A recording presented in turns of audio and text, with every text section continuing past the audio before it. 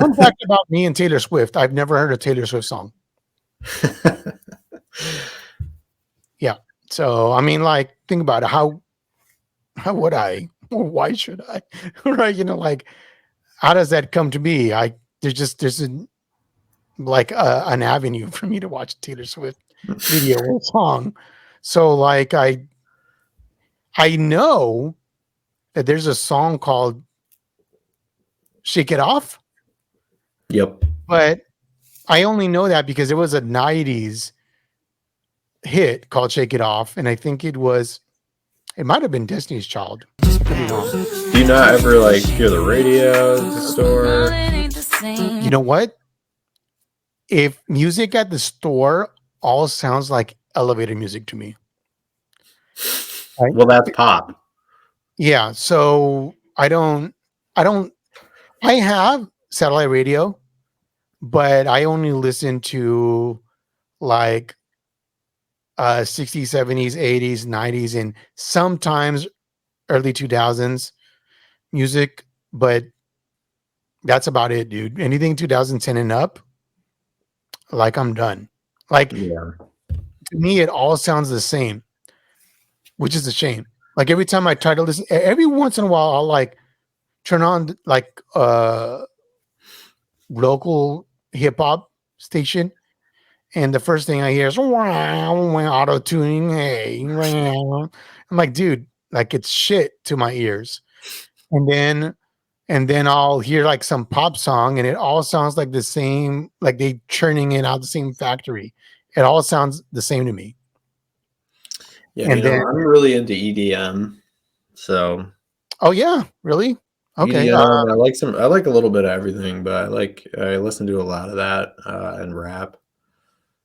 I used to listen to hip hop most of my life until 2010, and then after that, I can't stand it. I can't even stand it anymore. What happened to you in 2010?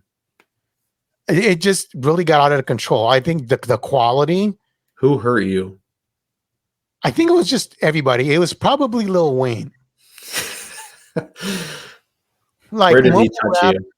Yeah, mumble rap is where I lost it, dude. I was like, fuck, man. It was a really brief phase, though. But also, auto-tune came in, and everything's auto-tune now, man. Like, everything that I've heard, nothing's like has dope tracks on it. Nothing's got like some dope lyrics. Like I grew up with Biggie and Tupac, so that's a high bar, man. I grew up with the Wu-Tang Clan. There's a very high bar there, dude. And to see what hip hop was, what hip hop is now, dude, I can't stand it. It hurts. Like, it hurts me. Well, a lot of hip hop has been popified. Just like country, honestly, same thing. Like, I've never been a huge country fan, but there are some country singers I like Chris Stapleton, I think is pretty good. But a majority of it is popified. Okay. Yeah, I hear that. I hear that a lot. What do you think about that new fast car? Oh God. Yeah, I've heard that one. I just never cared for that song to begin with. Okay, so I urge you to revisit that song, because the lyrics on that song, right? Dude, they're dope. She talks about like, she lives in poverty, right? And like, she's talking to like her boyfriend and talking about like, hey, you got a fast car, maybe we can get together and get out of here, right? And she's talking about like, we can save up some money. I work at the cashier, save up some money. Maybe we can live a real life in the suburbs, right? Because like where she lives is so shit. Yeah. Right? And I don't think I've caught that before. Dude, it's dope. Like, the lyrics on it is really dope, man. She starts talking about like her father it says he's so hurt that he can't work anymore. He like took to the bottle. He lives on the bottle, and like he's too young to be looking the way he is, but he can't leave because who's gonna take care of him? Right. You know, if she leaves, who's gonna take care of her father? So, Wow. like, Yeah, I just, apparently like, missed a lot of that. dude, no, dude, it's dope. Then she goes on to say, like, you got a fast car, you've got to make a decision. We got to get out of here now, or we're gonna stay here forever. So, like, dude, the shit's dope, bro. Like, Okay. I'm it's a with that. banger. It's a fucking banger, dude. But like, it also allowed me to revisit a lot of old songs that I didn't really have access to, like from the 60s and the 70s. Hmm. Um, like Ram Jam, which I was like, dude, listen, I didn't hear that until my late 20s. That wasn't part of my music um, library. Stuff like Black Betty, right? Is what they sing. Oh, Black Betty, bam, lam, lam. Like these songs, bro. Like they were out of my range because I was really into hip hop and R&B, and like, and then I grew up with 80s music, so Hmm. there was like the rock and stuff like that. It didn't the older rock and stuff. It didn't wasn't really in my family's library of music because like, dude, I'm Latino, so we like listen to a lot of Latino music. And it's because I was into hip hop and R&B, the older rock, I wasn't that much. The only reason I heard the Beatles was because in the United States, there used to be a place called the Boys Club. It's now known as the Boys and Girls Club of America, but it used to just be the Boys Club. And my brother and I used to go there, and each department had a head, and this guy was in the craftsman, like woodshop working crafts department. His name was Mark, and we got to know him, and he gave us a tape of music one time, cassette tape. You got to Google that one. It's really old technology. What is it? It's called cassette tapes. Just yeah, you have to Google that, or take a trip to the Smithsonian if you have a chance. Okay. Okay, Mhm. so and he gave us this thing called a cassette tape, which you can listen to music on something called stereo. And we popped it in, and that's the first time that I heard the Beatles. Was a cassette song. So my brother and I will listen to it. Like, wow, like this is like totally different Yeah. and 80s music that we're listening to hip hop and R&B and Latino music. This is all different to what we knew. Um, he also stuck a little bit of Grateful Dead in there, which was like the weirdest thing. Like, actually, that never changed. It's still weird. It's still weird. Yeah. Uh, I like a few Grateful Dead songs, but they're just like never been something I can get super into. And Most people only know Touch of Grey, like me. It's pretty much. yeah, it's been a while since I even listened to them, but like that song isn't even one of the ones I used to listen to.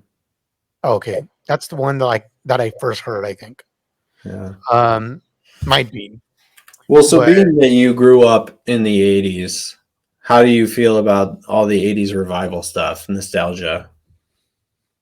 I'm digging it, loving it, You dude. like Like, it? yeah. Like they brought vinyl back, which I thought should never left.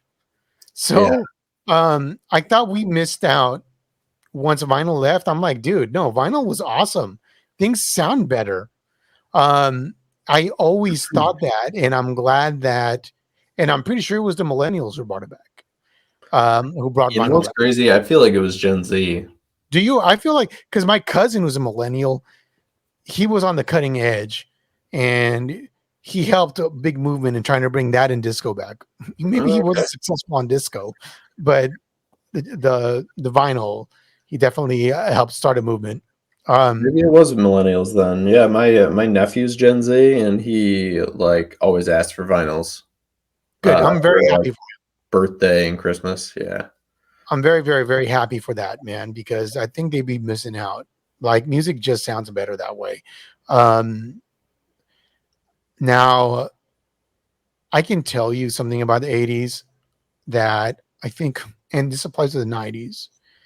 I think in general, the population was happier in the 80s and 90s than they were in 2000s on.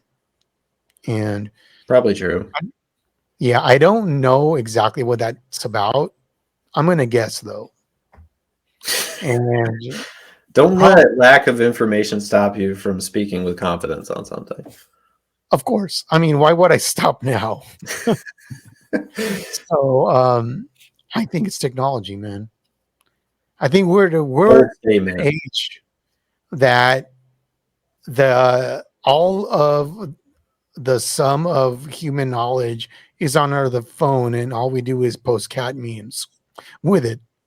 And like, there's a lot for us to process, new ways to communicate with each other. And as a matter of fact, I think it's harder for the youths of today to deal with all that shit than it was for me. And like, sure, because we didn't have to deal with all this communication. Like, we could just go outside and have a good time. Yeah. And we Yeah, were real based. I'm completely with you. I think like even my like I feel lucky to be part of the generation that I'm in because I still remember when phones weren't a thing. And I Mhm. happened to grow up in the country, so like I just didn't have access to cable to the internet for quite a while. Oh, So so no Nickelodeon for you? what? No Nickelodeon for you? No Nickelodeon, nothing. I had 3 channels. I had bunny ears. Oh, dang. So yeah, that's how you watch Tom Brady then. Yeah, I yeah, see. Wow. yeah. So what three channels were they? ABC, CBS, and NBC? Fox and NBC. I mean, I think it was probably more than 3, to be honest with you. Might have You been know, 4 you or 5. had UHF and VHF, right? What are those? Okay, so ooh, I like this because we're traveling back in time now. So VHF was, and I could get them mixed up, but VHF was like channels like 1 through 13 or something, and UHF was that and up. So if you wanted to play video games, for instance, you'd have to plug in this little adapter on the back of your TV, and you'd have to tap a little button says a switch that says whether you're using VHF or UHF, and you had to set a certain channel to play video games. There was no different inputs like like it is now, where it's HDMI one, HDMI two. It was like you had VHF or UHF. So That's when I had video games as a kid, we had the red, white, and yellow cords. yeah. That's all you know, right? That's all you Yeah. know. Yeah. So that this was right before um, Okay. red, white, and yellow. This was right before that. Okay. Uh, I had a Super Nintendo. That was my like first console. okay, so you missed out on the NES entirely, of course. Okay. Yeah. Yeah. Okay. But yeah, no, like honestly, I think the kids do have it harder now because I can't imagine growing up and having the technology like the phone and the iPad in front of your face all the time. And like I still have the memory of not having it to lean on when it's like, all right, I need to walk away from this. So I know what it feels like, and it feels better not to look at the phone all the time. Yeah. I know, I remember that. I remember that it's like good to unplug. Like, I can't imagine being someone who has never had that experience. So you never like really know to stop. No, that's all you know. You're born into it. Yeah. Like before, we used to have, like, for school, we used to have to do something called reading a book. Okay. And what a book is, it's like the internet on paper, right? So Right. like you would have to open this internet that's written on paper, and you would have to study it, and you'd have to learn it and memorize it, Jesus. instead of just looking it up on your computer like whenever you wanted. And you had to hunt down this knowledge. So Did you like carve that onto the paper? How did that work? Well, typically what you had to do is you had something called a library, right? And there was this, it's like a treasure trove of books, right? And we used to have to go there and we used to have to go through a maze. All right, you're scaring And me now. I need to no, look at it is my pretty phone for a scary. And while. this is why Gen X is really tough. Now we had to go through this maze and they had this minotaur called a librarian that would protect these books, with her life. Yeah. And in order to find these books, we had to learn something called the Dewey Decimal System. And it was this ancient key Who's Dewey? legend that would allow us to find certain books of knowledge in this maze of books called a library. And dude, those were the times where you actually had to learn. And let me tell you something, that when you read this internet on pages, these this knowledge gets ingrained into your brain. It's like the Wait. knowledge stays in there. I gotta know. Yeah, Was Dewey the original Google? I think he was. I think he was. Was his Uh, last name Google? Is Dewey Google? you know what? It was probably Google's grandfather. Oh my You god. know, but he probably thought that Dewey sounded lame-o. Do So the he kids still changed say it. lame-o? And said, you know what? Let's change it. I'm gonna change my name to Google instead of Dewey. So as such, this Dewey Decimal System died out in antiquity. And uh, I think that in those days, people were very learned.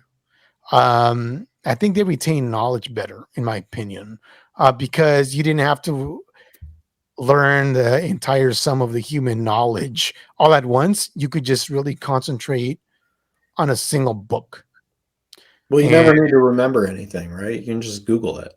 well, now, Right. now, Right. yeah. So, um, yeah, dude, I really think that there's something to be said about learning and reading from books instead of the internet, the way things are done now. Um, in 1994, Bill Clinton was the president. Hillary Clinton was the first lady. She had not yet looked up to the sky and watched the balloons fall as she celebrated her run victory um, to the presidency. So things were different then. Um, I was in a class called government, where we would learn about government, how it's ran. We learned about communism, socialism, charged words today, but back then it was just a word. Um, Yeah. you know, but so like we like learned all these concepts and stuff like that. There were no, ironically, I guess, there was no political agenda in government class, which is weird to say. And um, we learned about that. And I remember the teacher there, Mrs. Tan was her name. She goes, um, how many people, and raise your hands, have been on or seen the information superhighway? And three people, one of which was myself, Ooh. raised their hand. Now, the information superhighway is what the internet is called today. Back then, it was called the information superhighway. It wasn't called the internet. And the only reason I seen it is because one of my Asian friends was on the cutting edge of Ah. technology. He had something called a baud modem. And I remember we would go inside his room and we would download something called a GIF. And it was a picture of Japanese animation. It wasn't called anime back then. It was called Japanimation. And there was a Japanimation GIF, and where this picture moved on the screen. and I mean, it would take minutes, like 30 minutes to download or something like that. But when we saw it, we were like,